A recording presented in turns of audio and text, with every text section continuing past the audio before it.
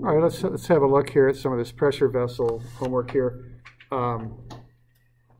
There's 251.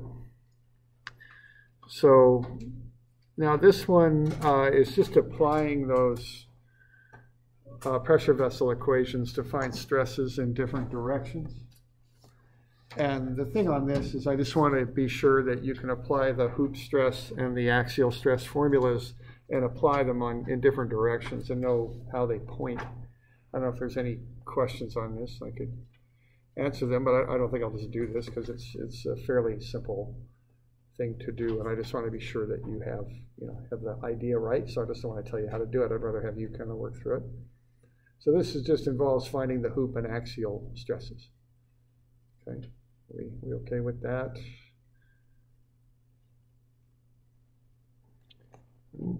We might look at the other one though. It's a little bit more complex, but this one we'll stick with that then. Okay. All right, 253 is a little bit involved. It's got a couple of different parts to it. So the idea on 253 here is to be able to first find the hoop and axial stresses and get them pointing in their proper directions, but then to go into the biaxial kind of calculations there and figure a few things out here in a biaxial sense, okay? So what we got here is we've got a tank, we've got the dimensions of the tank, and we've got the tank pressure inside, and we've got the tank wall thickness at 2 centimeters, okay? And what we want to do is find the stresses in the x and y directions, but also the normal stresses on these welds that have been made. All right. So what you want to do on this is you want to start by finding the hoop and axial stresses. Now this thing is a pressure tank. So what you've got then is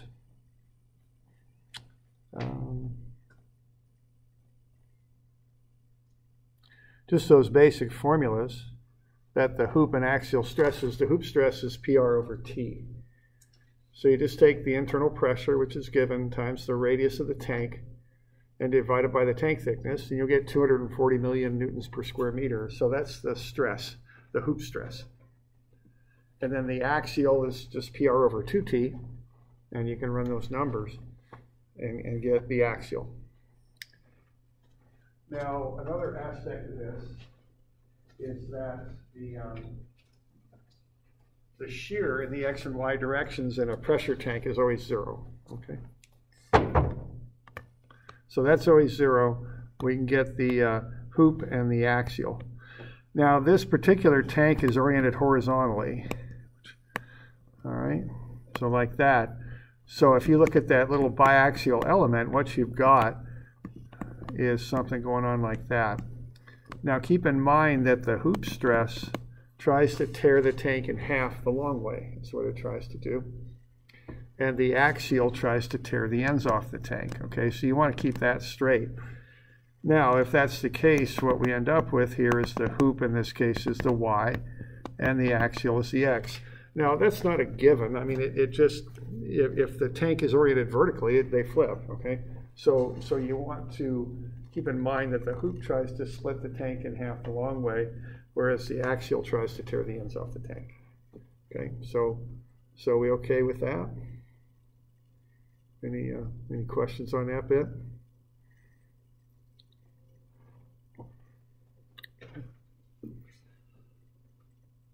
All right. So now using that and the fact that tau xy is 0, which is always the case for a pressure vessel, in the x and y directions, I think of a pressure vessel as being like a balloon that's just being stretched. You know, it's just pure stretch. There's no shearing action going on in the x and y directions. It's just being stretched.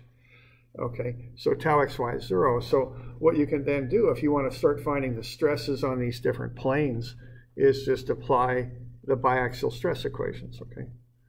And so, again, you know, this is an example of that idea of using standard design equations to get x and y stresses and then going into the biaxial thing and figuring out what the stresses, you know, other stresses might be in angles. Now, in this particular example, the idea is we've got some welds at those angles. So we want to find the stresses on the welds. That's the idea. So all you got to do is just go into a biaxial mode now and use those equations. And for that first one, you're going to find the stress at 50 degrees, okay? And it's just that equation 25 that we've used many times now, and you just plug in the values we've got into it. So sigma x is 120, and sigma y is 240, and tau xy is 0. And that angle for that first weld is at 50 degrees from the reference plane, the vertical reference plane. So you take twice 50 and get 100. So you plug 100 into that thing. And when you do that, you'll get 190.4 megapascals. That's the stress on that plane. So keep in mind that a normal stress is normal to the plane, right? I mean, that's what it is. So if I've got that pressure tank like so, and then I've got that plane like that, the normal stress is like that.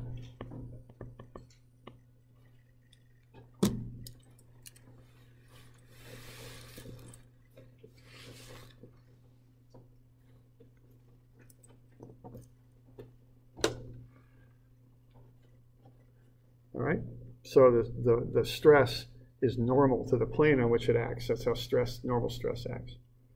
All right, and then you've got another plane.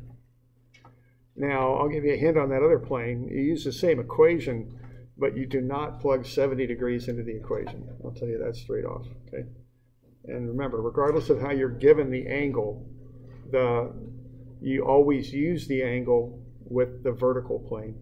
Counterclockwise positive, clockwise negative, okay? So you don't just plug 70 degrees into that equation for part 2, because the angle isn't oriented properly, okay?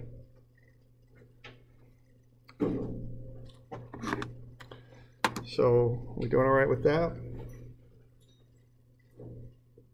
Okay. Questions? So that ought to come out to that other plane there. That ought to come out to be 134 when you run it. Okay. All right. All right. Now the next one here. What we want to do on part 2, we've got it's a separate problem. Okay. And there's a little line there at 32 degrees, and we know originally those points. I think on your handout they're 2 centimeters apart, right? A and B, is that correct? I think it is. I'm always changing these things around, so I'm not quite sure, but I think that's what they are. Does that sound right? Micro. Oh, they are 2 micro. Okay, so they're quite close together now, but they're at 32 degrees now. After these stresses are applied, see, this thing's like a balloon. It's going to start to stretch out. So they're not going to be that distance apart anymore. Okay, it's going to stretch. They're going to get further apart. That's the idea. So let's figure out how far apart they're going to be after the stresses are applied. All right. So this is kind of a chain of things we got to calculate. Now, when I'm thinking about things being far apart, what drives that is strain. Okay. Stress is like a load. Stress makes things break, okay? Strain makes things deform, makes them stretch or compress or shear or whatever. It makes them look different. So if I'm looking at how far apart they're going to be, I need to find the strain, okay? So really what I need to do is to find the strain on that 32 degree plane is what I got to do. Now that's an angled plane, so I'm going to notice that right away. So probably what I'm going to have to do here is biaxial strain to find the strain at 32 degrees. Which will help me figure out how far apart they're going to be. So that's equation 71 on the back. Now let's have a look at what the inputs are into that. Okay, the inputs are epsilon x, epsilon y, gamma xy, and the angle. Well, I got the angle, that's easy enough. But I'm going to need the strains in the x and y directions, okay, in order to find the strain at that angle. So what I got to do is I got to use Hooke's law. And that's on the front, and it's labeled as such, equations 41 through 46. And I got to find those strains at an angle, okay? So that's basically what I got to do. So what I'm going to do here is I'm going to plug in the inputs, because I've got this stuff. I got sigma x, I got the material property nu, I've got sigma y, and I've got E. So I can plug that stuff in and find epsilon x, the strain in the x direction. and that's going to be 0.0258. So what that's telling me is in the x direction, this thing's going to stretch out 2.58%, basically. Yeah, question there. How do you know Oh, it's not. Oh, I thought I had. Okay. Okay. There's well, actually, it's equation 9. Oh. Okay, because V is actually a Greek letter. It's nu. It's kind of like a V kind of curling over to the left, I guess. And that's a material property. There's 3 common material properties, E, G, and nu. And there's a relationship between them on page 9, or sorry, equation 9. So if you know 2, you can always find a third. Okay. All right. And I thought I'd given it. Oh, you know what? I gave you that on the page where the problem's given. One of the pages has it, and the other one doesn't. And I can't. Is it on what page is that? On the program? Yeah, that one. So it's on 17A, but it's not on 17. I remember that. I never really put it into 17. I remember that now. Okay. Okay. So we can go ahead and figure that up then. Okay. It looks like I forgot a parent back there. Not that it's a big deal, but I think I better put that in there. Here we go. Okay. Now you can do the same thing, and you can find the strain in the y direction. Okay. And that'll be about 10%, so quite large. And then the shear strain is 0. Okay. All right. So you do the same thing. You find epsilon y. That's equation, whatever the heck it is, equation 42. Plug it in, get epsilon y, and then you know the shear strain in the xy direction is 0. So what you can then do is you can find the strain, the normal strain at 32 degrees. All right. And then you can get 0.04745. So at 32 degrees, we've got a stretching going on at 4.745%. And then I like to kind of remember this. This is kind of a common sense equation there to some degree. Take the original length times 1, which is just the original length, and then add in the normal strain to it. And you'll get the final length, okay? So the original length times 1 plus whatever your strain is will get you the final length. So that'll come out to be 2.095. And again, I might have some things crossed up on this, but yeah, this one says centimeters. I think on 17A it's centimeters. Maybe it isn't on 17. I'm not sure, but we'll just go with that, okay? So keep in mind here the difference between stress and strain. The idea with the conventions on the angles is to have them sigma x line up as near as possible with epsilon x. So just for example, if I have 32 degrees like that, what I've got is that would be sigma x1 at 32 degrees, right? Well, what that's going to do is that's going to affect a line most directly that's oriented at 32 degrees with the horizontal. See, if I'm looking at how that's going to stretch, a line this way, which is oriented at 32 degrees, will be most directly affected by that stress, and there I'll have a strain going like that. Okay? So that's why the angular conventions for stress and strain are different. Why they have different reference planes? Because you want sigma x1 to line up and be the primary cause of the strain in the epsilon x1 direction. Okay? And see, the sigma is normal to the plane. It's right in line with epsilon. That's the idea. If you have different reference planes, as you do. So that's why this angle is 32, because the angle for strain is with the horizontal. Okay. So, y'all okay with that? Any questions on that bit? Okay. So the bigger idea with this too is this is an example of this biaxial stuff and where it starts. You've got these standard equations for pressure vessels. You run the numbers, you get this hoop and axial stress, and you put that on a biaxial element. In this case, the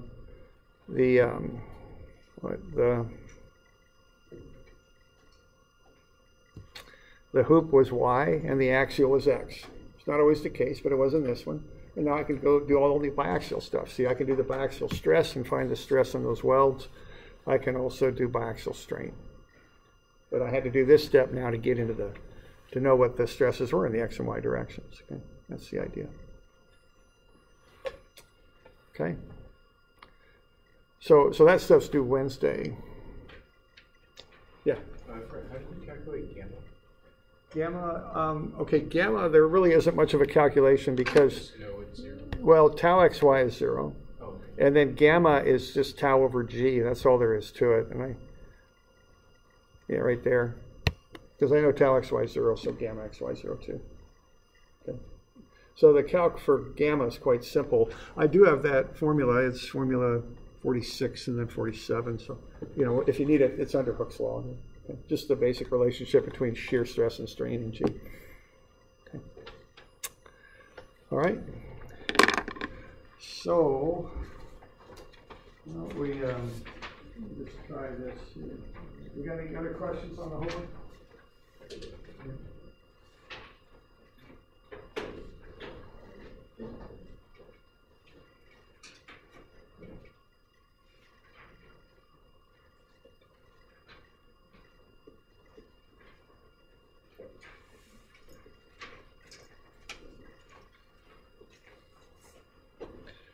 So what I've just done, I just handed out something here in class. I'll project it for you, and it'll be available on the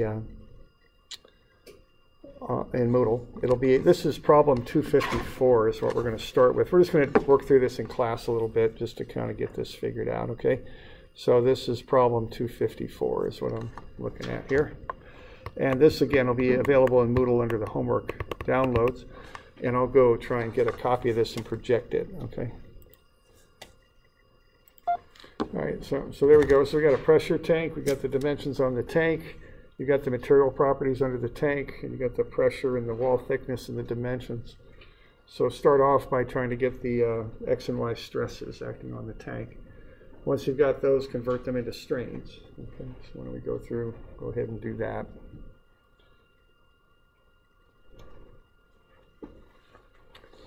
Very similar to what we just did. All right, so there's the calculations that we ran. Okay, so we got the hoop, PR over T. We got the axial, which is PR over 2T. So once I get the hoop, I just divide it by 2. And then we've also got the shear is 0. Okay, that's always the case with pressure vessels. And then I do the Hooke's law stuff for epsilon x 1 over E sigma x minus nu sigma y. And for epsilon y, 1 over E sigma y minus nu sigma x. And I get, for sigma x, 0.12. Sigma y, I get 0.3, okay? And then the shear strain in the xy is 0, all right? And you see, that makes sense, doesn't it, with the strains, because it's straining more in the y direction than it is in the x.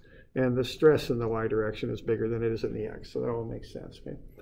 Now, these are huge strains. I mean, this isn't metal. This is something other than metal, I think, because we have 30% strain in the y direction. I probably wouldn't want a pressure tank quite doing that, but anyway, but this is just to help you kind of see it a little bit, okay? So let's start with that. Now let's have now what we've just done here is we've gotten to the problem on page in your homework section 15C. So it's page 15C in your homework section. And what you've got there is a grid with a circle in it. And we just ran the numbers. We started doing this for a company here that's hired us. We're consultants here, so we're going to figure this out for them. Now what we have here is a company that makes pressure vessels, and they've got their new material that they made it out of, and their name is Perfect Circle Pressure Vessels. And so what they do is they put a logo in there that is a perfect circle. And they've got, and they're concerned here that when those tanks get pressurized, that perfect circle isn't going to be perfect anymore. So they've hired us to tell us what their circle is going to look like. And the circle has a V in it too, so I guess that's part of their logo. So what they want to know is, what is this thing going to look like after the tank is pressurized? So we just did the beginning part of it where we found the hoop and axial stresses, we converted them to X and Y's, and then we converted that to strains.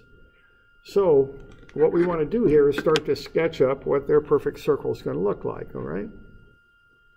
So why don't we start in the cardinal directions? This will be our reference point. Okay?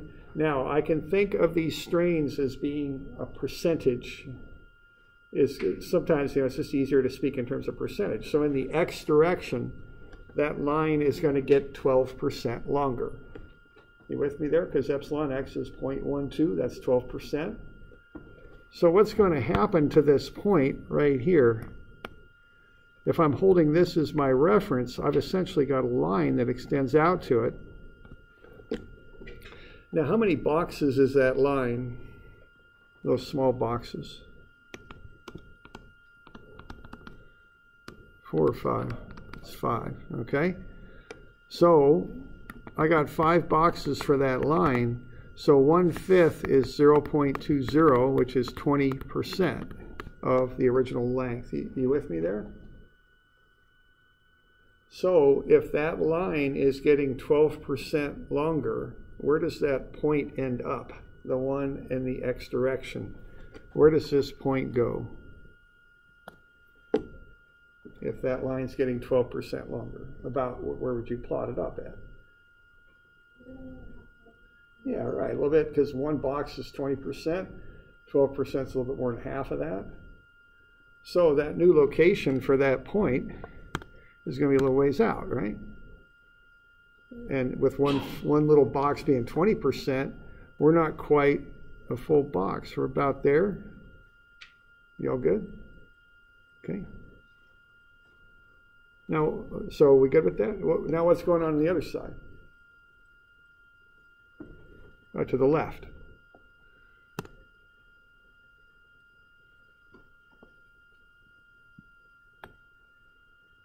Okay.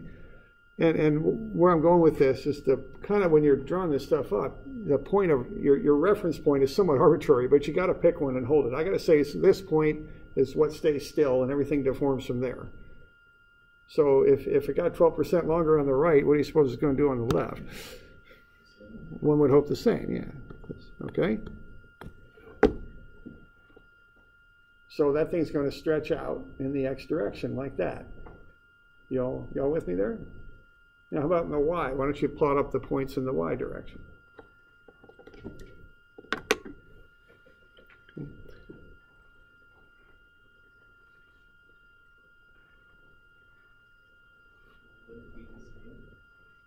Look at epsilon y. These pressure vessels, the stresses are unbalanced. They got more in this case in the y than they do in the x, so it throws the strains off. See, that's the problem these guys are coming around to, is that ain't going to be a circle anymore after these things happen, okay?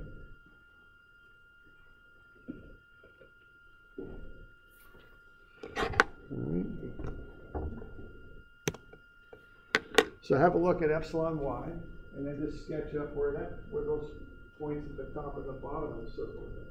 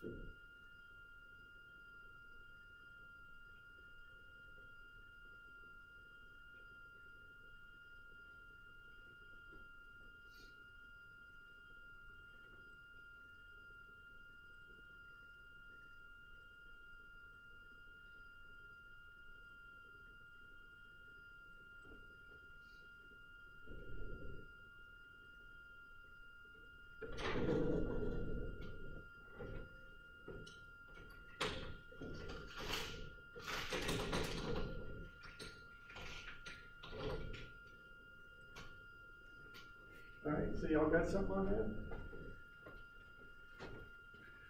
All right, so what's happening there is it's going up 30%. That's a box and a half. All right. All right. Now those are the easy ones, okay? Now the one that's a little bit harder is we got to figure out what's going to happen with the ones at 45, okay? Now, what's the magic little equation we're going to do to figure out what's the basics of what's happening at 45 degrees? Y'all got an equation sheet? Y'all got a magic equation? How to do that one? So we use triangle? You can, but it gets tricky because it's flowing from two different directions at once. So I think we want to run a number. We've already kind of done that by developing the equations, because we've looked at how these different strains affect things. Yeah, 71. Yeah, 71, right? Because that's the purpose of that thing, is to tell us what's going on at an angle. So why don't you run that for 45 degrees and see what you come up with.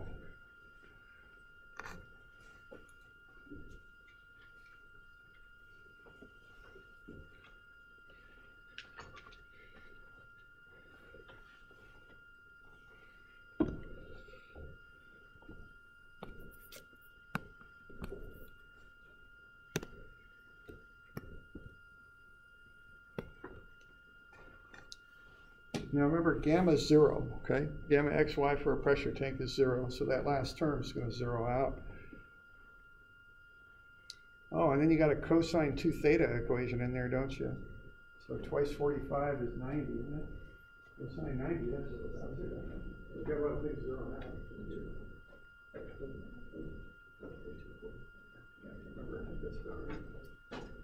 All right, so actually this isn't going to take half as long as I thought it would. It's most stuff zeroes out.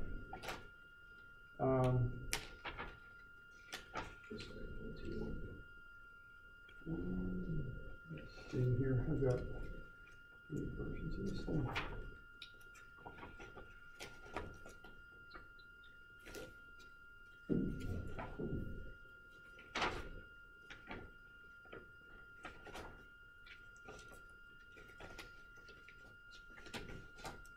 So we got a 0.24? 0.21. Ah, there we go. 0.21. Yeah, that sounds familiar. Okay, that's the number on there. Y'all get to that? 0.21? Okay, now we got to be a little careful with this one, but that's a start, okay? So we're going to get 0.21. So that's going to lengthen out about 1 box. All right. So that's going to come out to about there. Now, one thing though, these ones in the cardinal directions, the x and the y's, see, they're influenced by that shear strain is 0 in the x and y directions, okay? But at 45, I don't think it is. So now what I'm going to look at here is the change in angle of that line, and the change of an angle is found by alpha. All right, so why don't you run that alpha equation for 45 degrees, and let's see what we get out of that. So we got 0.21 for the gamma, or excuse me, for the epsilon.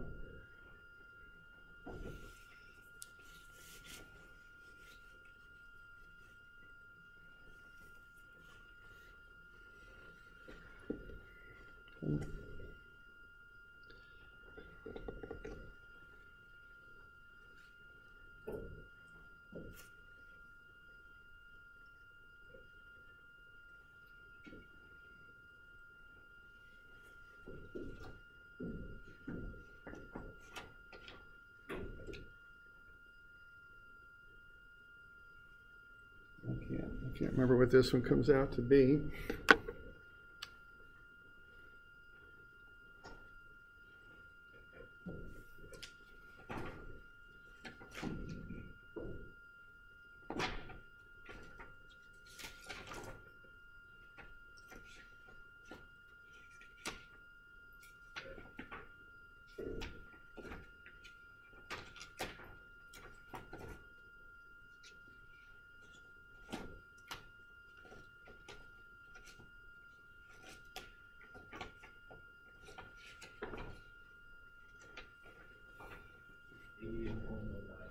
Yeah, that sounds about right, yeah. Is that right, negative 0.09? Yeah. Oh, it is positive, I think. Let's see, you're right, it's positive. Because that equation for alpha, x comes first, then y. Yeah, because you're going to take x minus y, that'll be negative, but there's a negative sign out in front. That'll make it positive. And then you got sine and cosine, so they'll be positive. It should be a positive 0.09. All right, so we all get into that all right? 0.09 positive? Okay, so what that does, the effects of that are to take this line and rotate it. It's positive, so that means counterclockwise. And we can use the same grid system for the angle that we are for these lengthenings. So 0.09, so that's going to come about right there. So there's our final position of that point.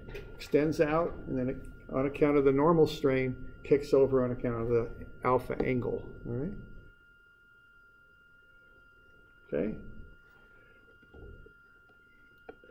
All right, so we good with that?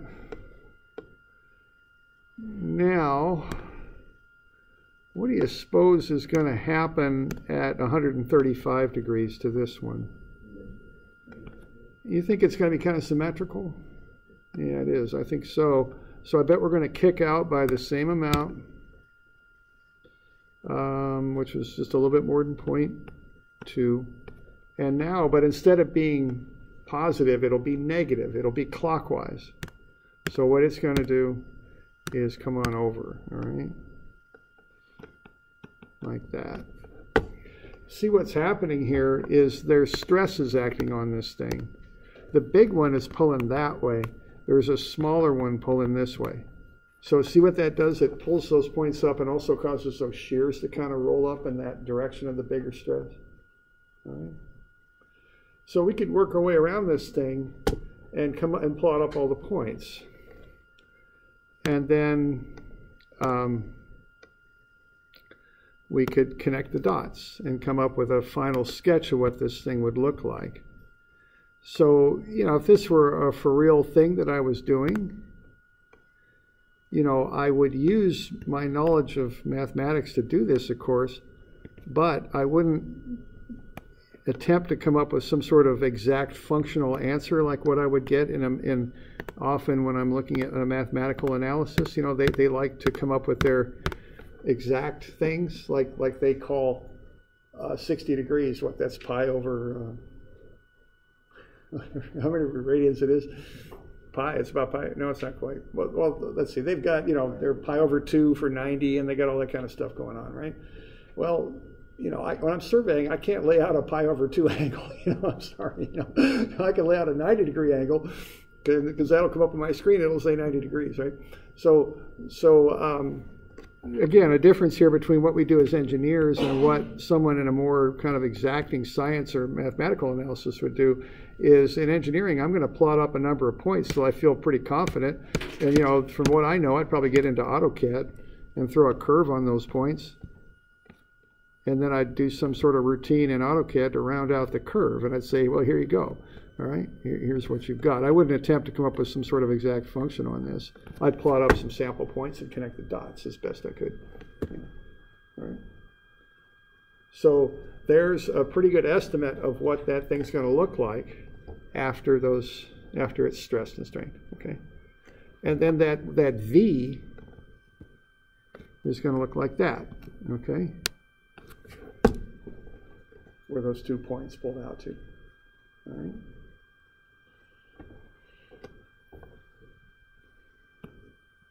We good? Okay. Now, what if I want to find that angle for V? I have this original 90 degree angle at 45 degrees. And then I want to know what that final angle's going to be. What's the magic equation that tells me what's going to happen with that?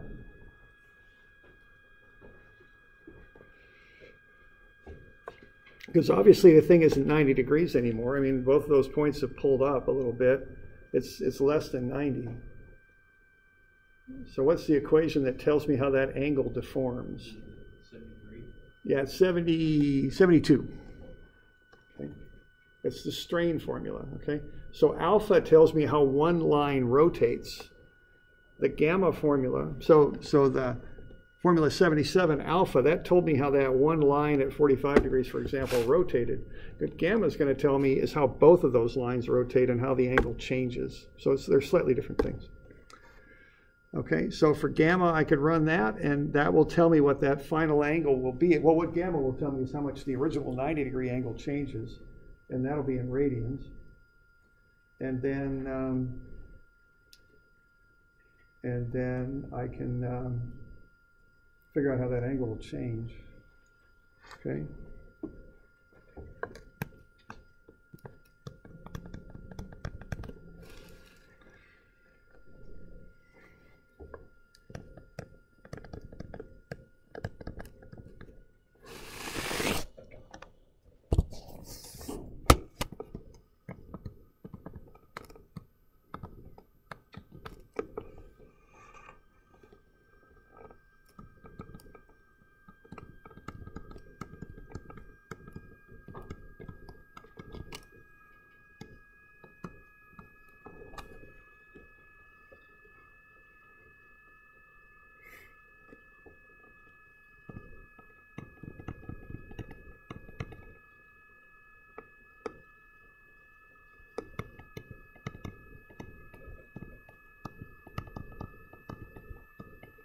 We're at 45.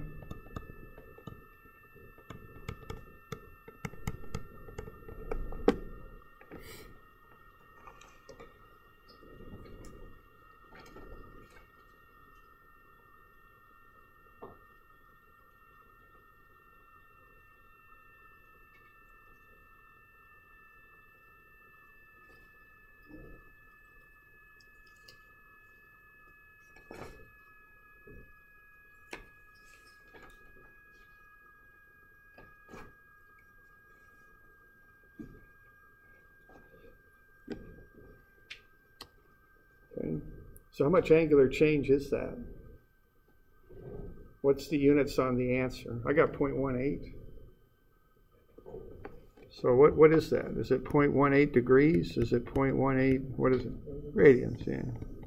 So if I want to know the degrees of change, how do I get there? 180 degrees in pi radians.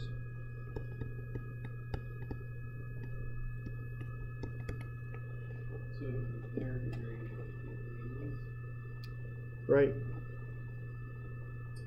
Yeah, now you enter degrees into for the angles, because that's normally how we measure stuff.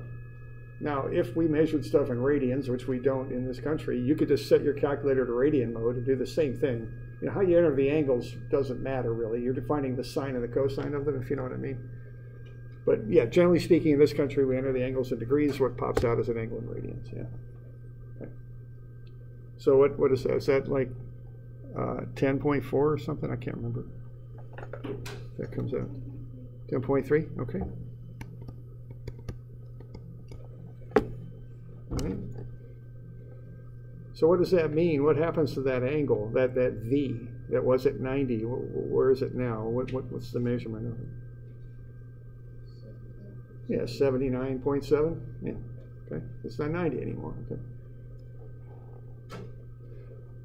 So that's just an example of the strain stuff and why you might be interested in it, okay? Now, you know, I've done civil primarily, and I haven't really gotten into this too much because I don't think it's that big of a deal in civil. You know, I'm sure there's applications. I've done a little bit on it on some of the effects of heat on measuring devices for surveying and stuff like that. But I do think mechanicals, you know, you start applying the stresses like what you got in machines, and you got all these moving parts that got real small tolerances between them, they might pay a little more attention to this, you know. And I gave that example of that conveyor belt that was made out of rollers, if you ever see one of them.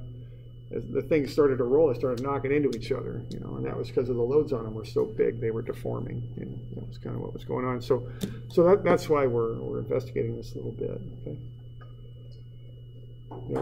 You okay with that? Questions? Okay.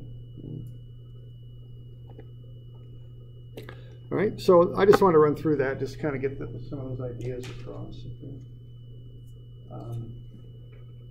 and frankly, I'll just tell you, usually on a test, I'll give you some sort of deformation to do, okay? And we've done three kinds. We've done the schematic sketches, where you just kind of make a sketch and dimension the angular and length changes and the strains. We did one that was a rectangle, and now we did one that was a circle. The differences in these approaches, like here's a schematic sketch. That one, the lower left-hand corner, and that line were held as references. They didn't move. And then we measured everything off of that, okay? And this is a sketch simply for strains. You're kind of dimensioning the strains as though they're deformations, which they're not really, but we're just doing that. And everything's highly exaggerated there, okay? But the one thing that's a little funny about that is that line on the right is held as a reference line. That's done so that you can put this angular dimension on just one line, just dimension one angle with it, not split it into two sides. That's what we just looked at. Okay. All right. So that's one kind of deformation that we look at. Just a basic sketch. The other one we looked at was that rectangular thing that we did, where we looked at epsilon x, epsilon y, and gamma xy. We assumed that gamma xy was split into equal halves. So that was another thing that we did, this one, okay? And what was our reference for doing this one? Yeah, it was B, okay? And what we did, we looked at how C lengthened and A lengthened, but then they also kicked out on account of those angles, okay? Remember that? Okay.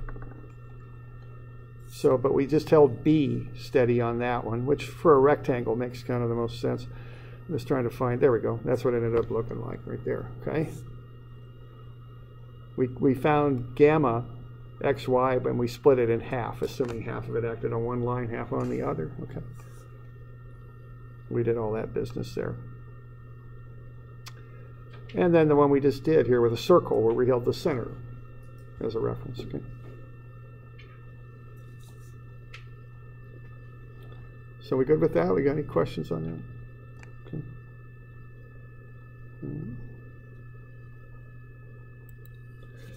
All right.